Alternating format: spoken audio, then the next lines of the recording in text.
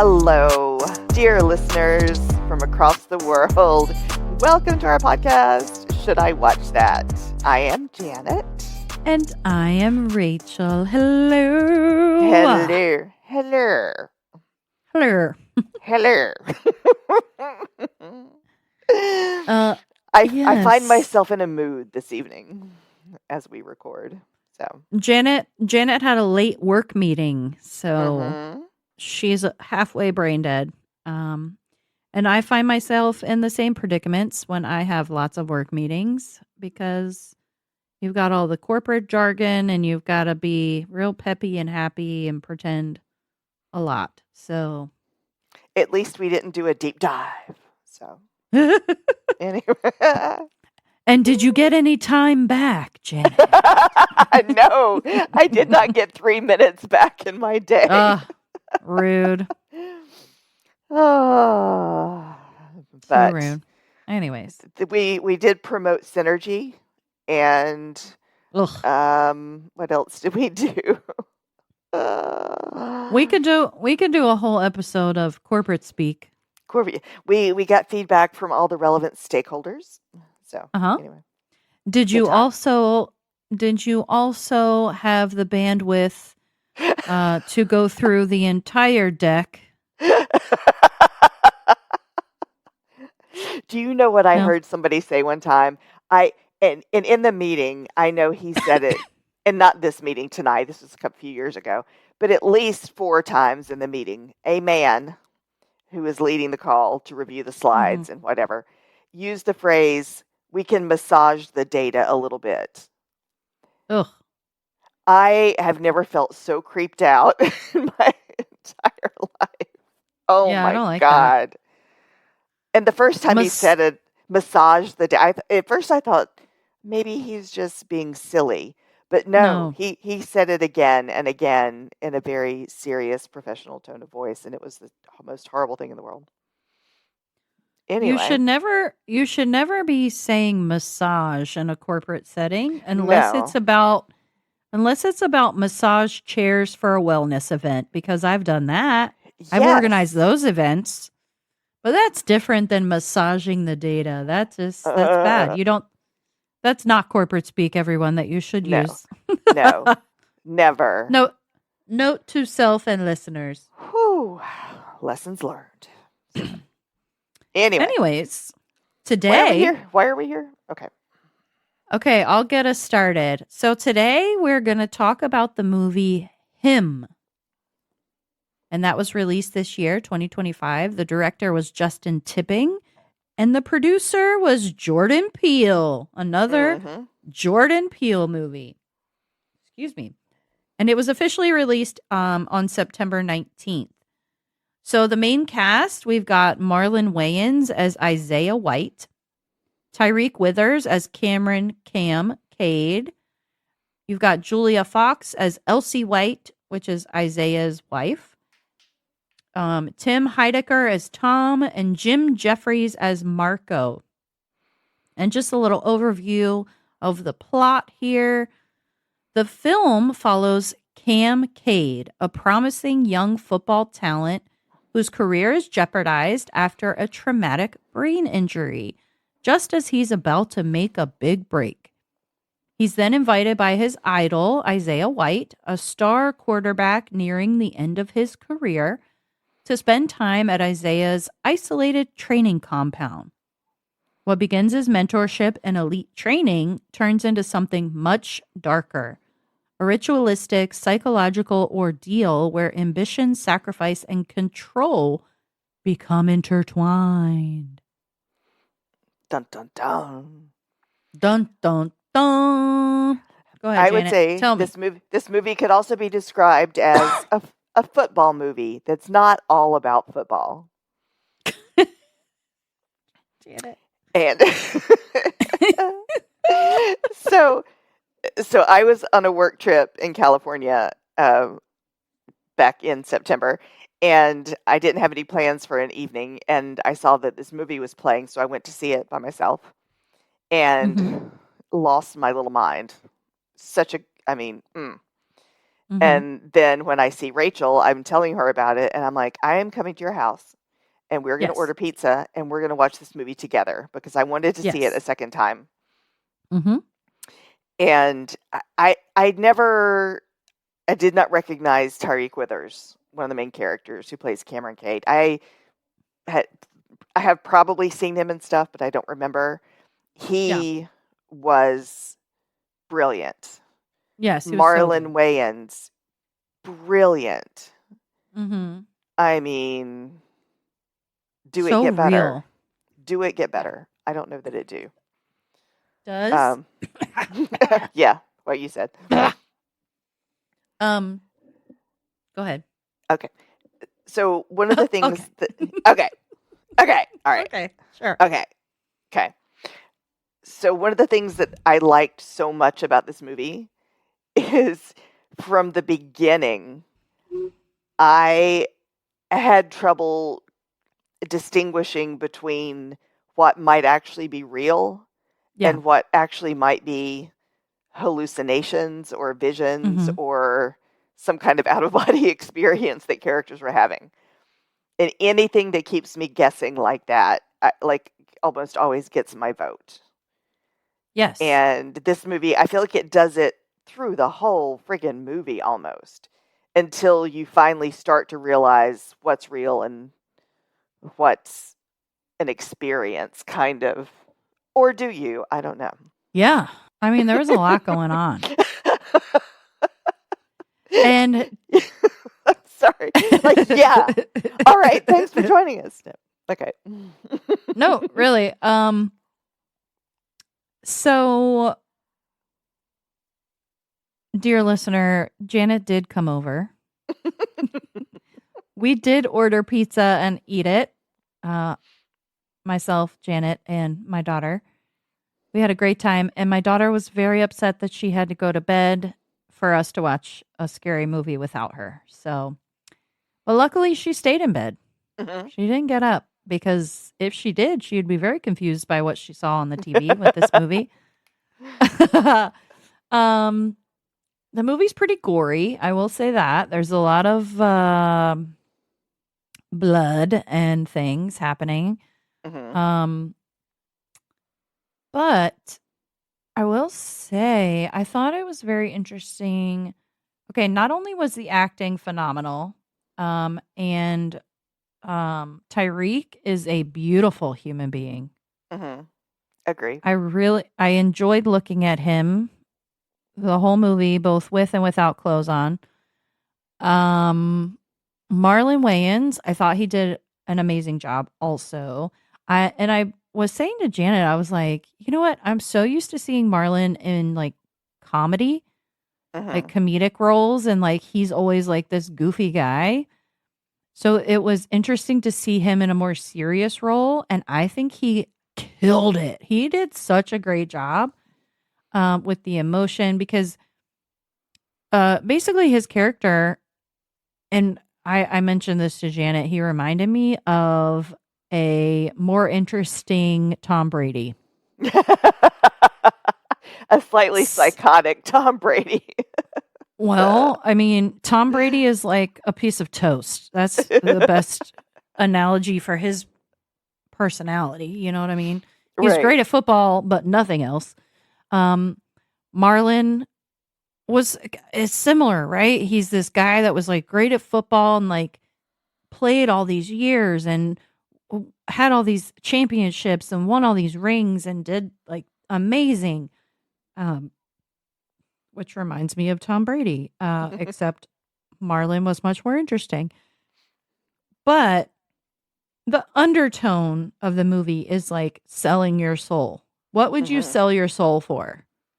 What wouldn't you do for success or victory or whatever, right? Mhm. Um and I don't think we want to give spoilers. No. Like, you need to Be- experience this you real need to time. experience this movie. Yes. So should I watch that? We'll just go ahead and say now. Yes. Yes. Like, as soon as you finish listening to our podcast, because we have so Yeah. much. good things to say. But go watch it. I You can Yes, catch it on it's on Amazon now. you can rent it. It's Yeah. gotta watch it. Yeah. It's really, really good. There's a lot of symbolism in the sets, in the characters. There's these like super fans. Mm-hmm.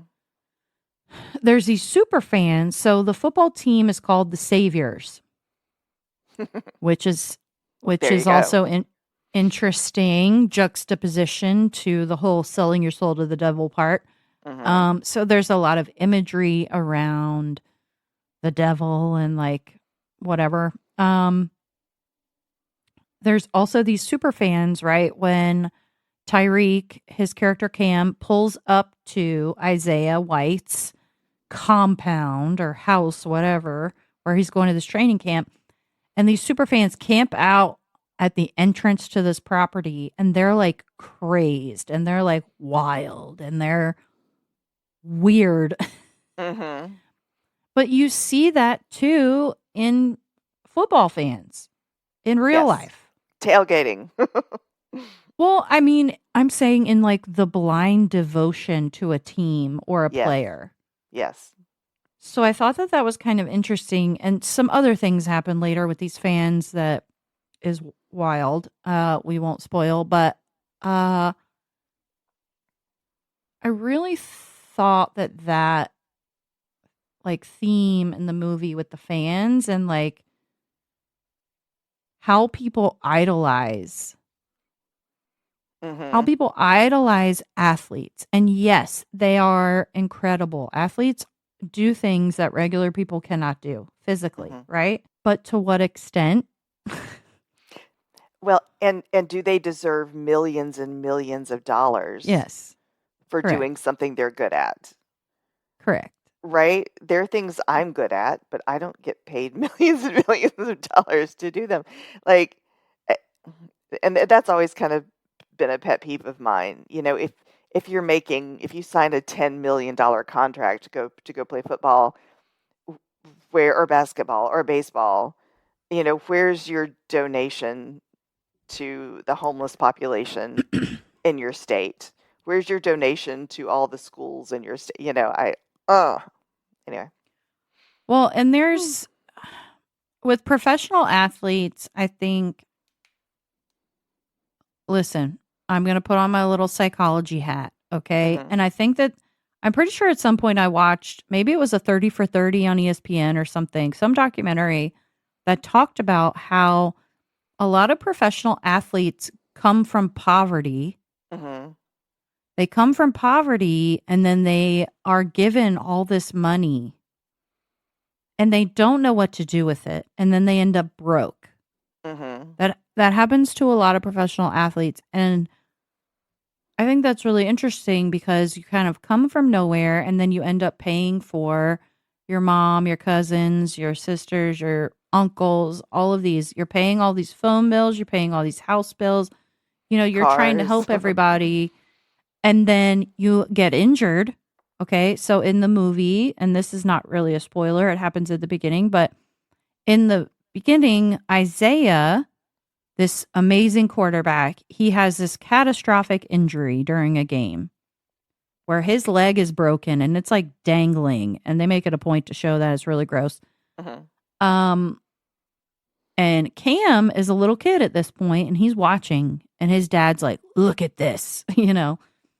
Um, but it's like, how do you come back from that? You're not going to have the finances. You're not going to be able to support the people you're supporting.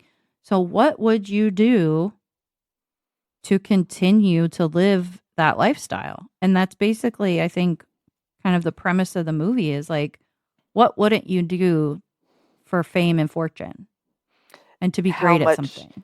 Yes, how much would you sacrifice? Correct. Like, the sacrifice is kind of a running theme in it as well. It's like Mm-hmm. you sacrifice everything to focus on football. Nothing Mm-hmm. else matters. And if nothing else matters and football is the only thing, then where does that leave you as a person? Right. Yeah, yeah, there's mom, and yeah, I had a girlfriend, and I have a brother, but none of that matters because I have to go practice, you know? Right. And so what do you really gain at the end? Unless, you want to be the idol. You want the feeling when you run out on the field and everybody's screaming your name, the high, the rush, the fame, and all of that's, if that's having never The had fan that, I can't say if it's good or bad, right. but for some people, there's nothing they wouldn't give to have that on the regular. Right. And I think that's one of the themes of the movie too is that the fans become your family because at one point Isaiah's talking to Cam and he's like, I couldn't have kids. Mhm. Football is my life. Mhm. He's got a wife, but he doesn't really give many shits about her. Yeah. He's very intense in the way that he talks about football and how that's the end all be all and the only thing that matters is football and the game matters and this matters and nothing else. And And Cam you is like, well, I love my family. And I and Isaiah's like, absolutely not, Right. basically. Um, but you see, I mean, let's talk about Tom Brady, okay? He basically sacrificed his family for his career, Mhm. right? His wife wanted him to retire and he wouldn't, so she left him. Yeah. I'm sure there were other things happening, but that was like she wanted him to now, like, you've already done all these things. Can you please be home with me and your family? And he was like, nope. So she was like, peace. And now he's got nothing. He has no personality, no football career, and no wife who's beautiful. So I get it. It's definitely I think kind of a blessing and a curse, right? Mhm. But yeah, go So ahead. something else in the movie that I want to talk about, I mean, like most of it seemed real, I guess real as opposed to CGI. But there Yeah. were a few scenes, and that's one thing I didn't bring up when we talked about Frankenstein was that the CGI sucked. Anyway, um, so there's some scenes where Cam and Isaiah are practicing at this elite private sports facility where they are, and there's a tackle Mhm. or and it was just one of the coolest things I've seen because everything fades away and what you see is a brain and a skeleton inside a helmet and a t-shirt or whatever. And they It show you like that impact and the way the brain is jarred and it, it's like you get to see a X-ray or MRI of something while it's actually happening. That was so very cool. I really liked the scenes that had that in it. Yes, I was just going to say it's kind of like x-ray vision Uh-huh. to the scene like and it was very cool. Very Um cool. they did it in a way that was very seamless. So they would start the scene as people and they transitioned very seamlessly into these like x-ray vision Mhm. of of them hitting each other and then they bounce off each other. You could see their brains rattling around. You could see their bones doing what their bones do. And then they come back, they separate from each other and then it's them again. Mhm. Like they did those scenes very seamlessly and very cool. Yes. I don't So I agree with that.